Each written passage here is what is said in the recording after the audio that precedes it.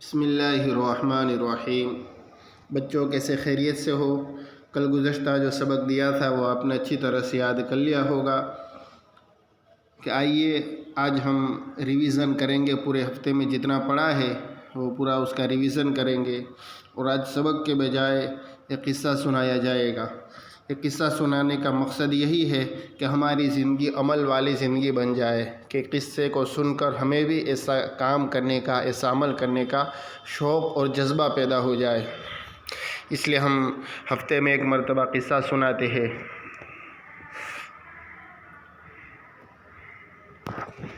قصے کا عنوان ہے مسجد میں نماز پڑھنے کا شوق۔ مسجد میں نماز پڑھنے کا شوق۔ مدینہ منورہ میں ایک صحابی رہتے تھے۔ ان کا گھر مسجد نبوی سے بہت دور تھا۔ مدینہ میں ایک صحابی رہتے تھے، ان کا گھر مسجد نبوی سے بہت دور تھا۔ اس کے باوجود وہ ہر نماز کے وقت پابندی کے ساتھ مسجد نبوی میں آتے اور حضور صلی اللہ علیہ وسلم کے پیچھے جماعت کے ساتھ نماز پڑھتے تھے۔ پابندی کے ساتھ جماعت میں شریک ہوتے اور حضور صلی اللہ علیہ وسلم کے پیچھے نماز پڑھتے۔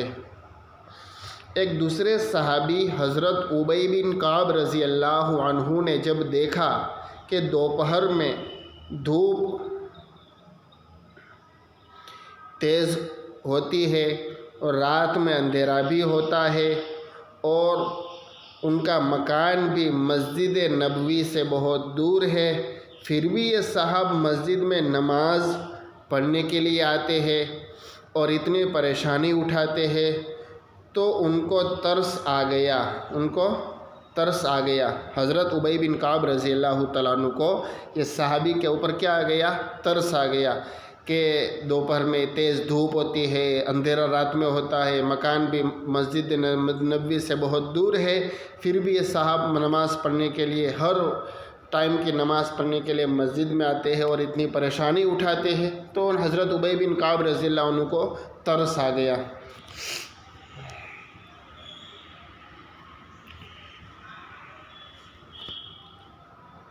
اور کہا، بھائی ایسا ہے کہ آپ ایک سواری خرید لیجئے، تاکہ جب نماز پڑھنے آئے تو اس پر سوار ہو کر آئے۔ آپ کا مکان دور ہے، پیدل چلنے سے بچ جائیں گے، دوپہر میں دھوپ تیز ہوتی ہے، آنے جانے میں گرمی بھی کم لگے گی، اور رات کے اندھیرے میں بھی زیادہ دیر نہیں چلنا پڑے گا۔ اس طرح آپ بہت سی پریشانیوں سے بچ جائیں گے۔ حضرت ابی بن کعب نے اس کو کیا مشورہ دیا کہ آپ ایک سواری خرید لو، آپ بہت سی پریشانیوں سے بچ جائیں گے، کہ آپ کو دیر تک دھوپ میں چلنا نہیں پڑے گا، آپ کو دیر تک اندھیرے میں چلنا نہیں پڑے گا، آپ ان ساری تکلیفوں سے کیا ہو جائیں گے؟ بچ جائیں گے۔ تو اس کے جواب میں انہوں نے کہا، وہ صحابی نے، حضرت ابی بن کعب نے جو مشورہ دیا، اس کے جواب میں کیا کہا؟ مجھے سواری کی ضرورت نہیں ہے، مجھے سواری کی ضرورت نہیں ہے۔ میں نے پیارے نبی صلی اللہ علیہ وسلم سے سنا ہے کہ مسجد جتنی زیادہ دور ہوگی اور مسجد جانے میں جتنے زیادہ قدم اٹھیں گے اتنا ہی زیادہ ثواب ملے گا۔ ہاں، مسجد جتنی دور ہوگی اور مسجد جانے میں جتنے قدم اٹھیں گے اتنا ہی ثواب زیادہ ملے گا۔ اور میں تو یہ بھی نہیں چاہتا کہ میرا گھر مسجد کے قریب ہو جائے یا میرے پاس سواری آ جائے۔ میں یہ نہیں چاہتا کہ میرا گھر مسجد سے قریب ہو جائے یا میرے پاس کوئی سواری آ جائے، کیونکہ اس سے میری پریشانیاں دور تو ہو جائے گی مگر میرا ثواب کم ہو جائے گا۔ ہاں، میری پریشانیاں تو دور ہو جائے گی، اندھیرے میں چلنا کم پڑے گا، دھوپ میں اور گرمی میں کم چلنا پڑے گا، یہ پریشانیاں تو دور ہو جائے گی، لیکن میرا ثواب کم ہو جائے گا۔ ان صحابہ کرام کو آخرت پر جو اجر و ثواب ملنے والا ہے، جو ان اعمال پر ثواب ملنے والا ہے، ان کا ان اعمال پر جو ثواب ملے گا اس پر یقین ہے کہ تکلیف ہے تو تھوڑے دن کی تکلیف ہے، پریشانی ہے تو تھوڑے دن کی پریشانی ہے، جب تک دنیا کی آنکھ کھلی ہے، جب تک زندگی ہے تب تک کی پریشانی ہے، باقی تو اعمال کر کے جاؤں گے تو تمہارے لیے مزے ہی مزے ہے، وہ نعمتیں ہیں جو اللہ تعالیٰ نے ایمان والوں کے لیے تیار کر رکھی ہے۔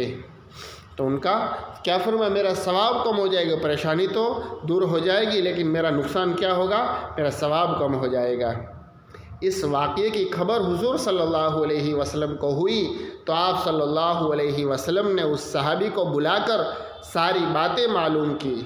جب حضور صلی اللہ علیہ وسلم کو یہ صحابی کا جو سنا، صحابی نے جواب دیا، جب حضور صلی اللہ علیہ وسلم کو اس بات کا علم ہوا تو حضور صلی اللہ علیہ وسلم نے اس صحابی کو بلایا اور ساری باتیں معلوم کی۔ تو انہوں نے بتایا کہ اے اللہ کے رسول صلی اللہ علیہ وسلم، میں یہ چاہتا ہوں کہ گھر سے مسجد آنے اور مسجد سے گھر جانے میں جتنے زیادہ قدم ہو اللہ مجھے اتنے زیادہ ثواب دے۔ جتنا دور ہے اور آنے میں اور جانے میں جتنے قدم ہو اتنا اللہ مجھے ثواب دے۔ اسی وجہ سے اتنی دور سے میں پیدل ہی آتا جاتا ہوں، اتنی دور سے میں پیدل آتا جاتا ہوں ثواب کے لیے، اور کوئی سواری نہیں خریدتا ہوں۔ حضور صلی اللہ علیہ وسلم نے فرمایا، اللہ تجھے اتنا ثواب دیں گے جتنا تو چاہے گا۔ اللہ تجھے اتنا ثواب دیں گے جتنا تو چاہے گا۔ اب دیکھو بچوں، ہمیں اس سے کیا سبق ملنا ہے، سبق کیا لینا ہے، سبق کیا سیکھنا ہے؟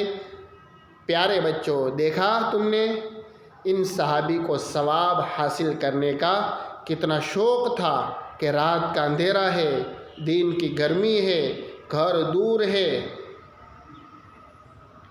پھر بھی سواری نہیں خریدی کہ ثواب کم ہو جائے گا۔ اس لیے دیکھو، تم بھی ہر نماز مسجد میں آ کر پڑھو۔